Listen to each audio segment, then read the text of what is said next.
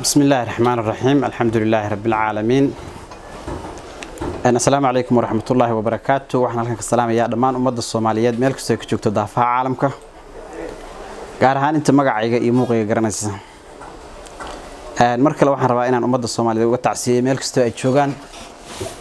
dhibaatooyinkii foosha xumaa fawaaxishka ahaa arxan darrada ahaa ee muddooyinka ugu dambeeyay ka dhacay guud ahaan gudaha Soomaaliya ugu dambeeyay qaraxii ka dhacay magaalada Muqdisho dhammaan dadka intii ku dhimatay Ilaahay waxaan uga baryaynaa Ilaahay inuu u naxariisto ehelkii iyo qaraabadii iyo qoyska ka geeriyoodan Ilaahay samir iyo iimaan ka siiyo inta ku dhaawacantayna Ilaahay u boogadhayo markale waxaan rabaa halkaan inaan tacsiyo uga diro qoyska reer Ilyas Aadan Qarjab geeridii foosha xumayd oo ku timid gabadheeni Caasha Ilyas oo u geysteen koox arxan laawayaal ah damiir laawayaal ah yeey ah oo aan isleeyahay waa dad aan mataqaanaa aan bilaadan ahayn bay ahaayeen sababtoo ay bilaadantinimadu waa dareen waa diin waa danqasho waa damiir inta qofka hadii midna laga waayo bilaadantinimadiisu waxa la oran karaa waxba kama jiraan waxaan leenahay gabadheeni samir iyo iimaan Allah dhamaanteen baa naga wada siiyo idinkana badal khayr qaba Ilaahay idinku bedelo Ilaahay waxaan ka garjeynaa Ilaahay inuu samir idinku irsaaqo aad iyo aad baan uga xunnahay geeridaas waxay ahayd geeri fool xun oo xanuun badan oo dhammaan qulubta bini'aadanka meel kasta uu joogo muslim iyo gaalba gilgishay dhaqan fool xun oo fawaaxish oo ahaa dhaqamaan horay Soomaaliya uga jirin baa waayahan ku soo noqonaya dhaqamada noocaas oo kale tan waxaan ka codsanaynaa bulshada Soomaalida meel kasta ay joogto si wada jir ah inay wax uga qabtaan oo culimada diinka iyo mataqaanaa ciidanka iyo culimada iyo dumarka iyo cid kasta iska kaashata sidii loo dabargoyn lahaa falalka noocaas oo fawaaxishka ah aanba gabar yar oo 5 jir la kufsaday iyo maamo weyn oo 80 jirta loo soo dhacay oo la kufsaday waxyaabaha noocaas oo wax uusan damiirka bini'aadanka uusan aqbali karinin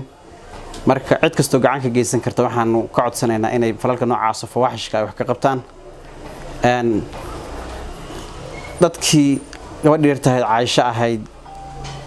u geystay dilka foosha xun iyo kufsiga iyo jirdilka aadka u naxariista darna waxaan ka codsanaynaa cid kasta oo mataqaanaa gacan ka geysan karta in dadka cadaaladda la hor keeno waxa ay mudan yihiin waajibkeeda la mariyo aad baan idin salaamaya dhammaan ummadda Soomaaliyeed meel kasta joogtaan waxaan ilaahay assalaamu calaykum wa rahmatullahi bismillaahir rahmaanir rahiim alxamdulillahi rabbil aalamiin thumma salaatu wassalamu ala ashrafil anbiyaa wal mursaliin sayyidina muhammadin wa ala alihi wa sahbihi ajmaciin ma ba'd magacaygu waa Ridwaan Xaaji Maxamed waxaan aad u cambaareynayaa falkii foosha xumaa ee ka dhacay magaalada Gaalkacyo iyo meelo badan ee dhulkeena Soomaaliyeed waxaan aad xaqiiqatan jirkeyga ugu gubanayaa gabartii yareed ee muxuu ahay quruxda badneed ee Soomaaliyeed ee raggu intay iskugu tageen faraxumeeyeen kadibna ay dileen xaqiiqatan waa wax laga gubto weeye waxna laga xanaaqo weeye waxaas oo kale ku tilmaami lahaa wuxuushnimo weeye waxaas oo kale diinteena islaamka waxaas inooma ogola dhaqankeena Soomaaliyeed waxaas inooma ogola waa wax noogu yimi reer galbeed noogu yimi weeye walaalayaal waxaan ka codsanayaa maamulka Puntland iyo maamulada kale ee meelaha kale ka jira ee waxyaabahaas lagu sameynayo in aysan dib u dhiganin raggaasi markii la soo qabtaba horay la gaarsiiyo tiirka la dila markii la dila kadibna la maxuu ahay salbiyo soo Ilaahay subhanahu wa ta'ala quraankiisa noogu sheegay xaqiiqatan ma jirayso qof bil aadan ah oo sidaas marka la ku dhaqmay walaalayaal waxaan ka codsanayaa wiilasha Soomaaliyeed dhalinyarada Soomaaliyeed in aan difaacno gabdhaheena Soomaaliyeed hooyooyinkan waa inaan difaacnaa walaaladeen inaan difaacno weey xaasaskeen waa inaan difaacno weey waxaan ka codsanayaa codsi weeye walaalayaal aan isku xirnaano oo aan la dagaalanno wuxuusta noocaas oo kale waana mahadsantiin assalaamu calaykum wa rahmatullaahi wa barakaatuh anigu Maxamed Axmed Cabdi waxaan ka hadlayaa tacdiyada loo geysto haweenka aan xaqooda helin ee ugu dambeysay dhacdadii foosha xumeed ee ka dhacday magaalada Gaalkacyo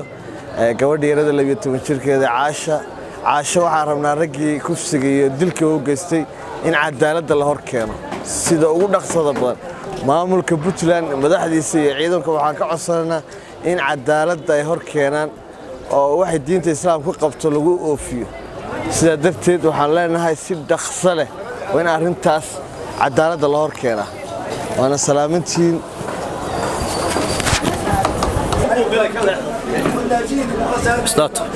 بسم الله الرحمن الرحيم بسم الله وكفى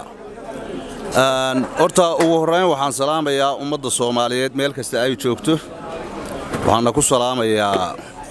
salaanta islaamka assalaamu alaykum wa rahmatullahi wa barakaatuh waxaan aad uga xunnahay oo na dib geliyay dhibaabaha Soomaalida ka dhex taagan gabdhaha yaryar ee la kufsanayo haddana la laynayo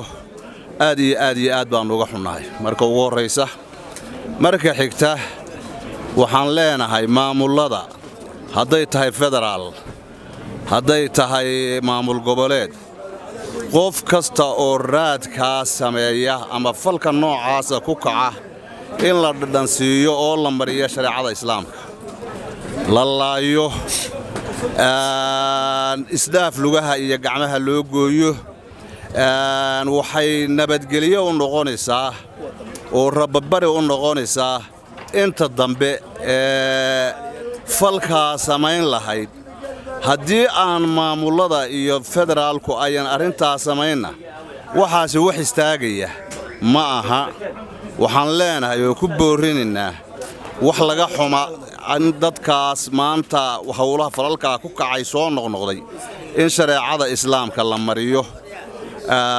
وانا idin salaamaya dhamaantiin wassalaamu alaykum warahmatullahi wabarakatuh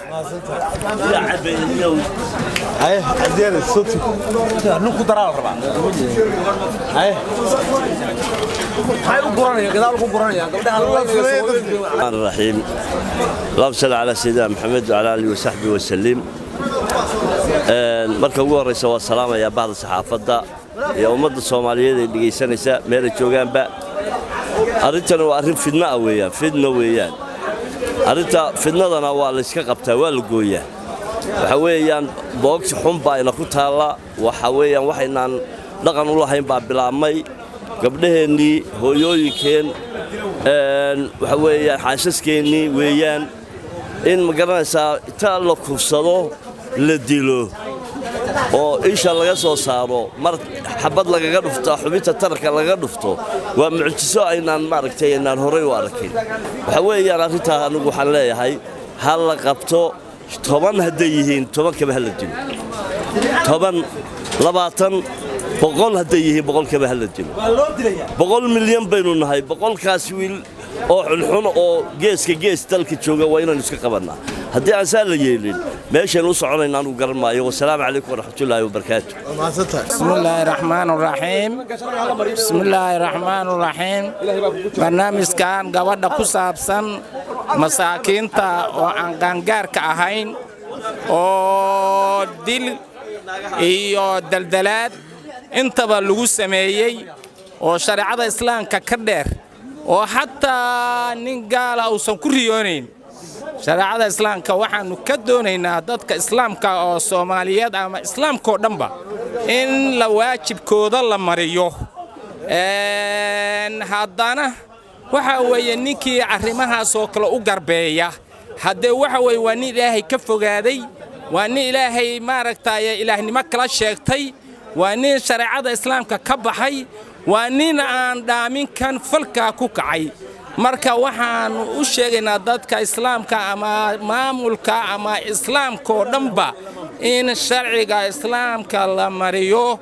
oo la dhadhansiiyo siday ahayd oo asagu uu ku kacay in asagana la dhadhansiiyo qofkii hawshaas ka qayb qaata iyo qofkii iyo xukunkii qoladii xukunka ridaba Ilaahay baa raali ka noqonaya wixii Ilaahay raali ka yahayna adooma Ilaahay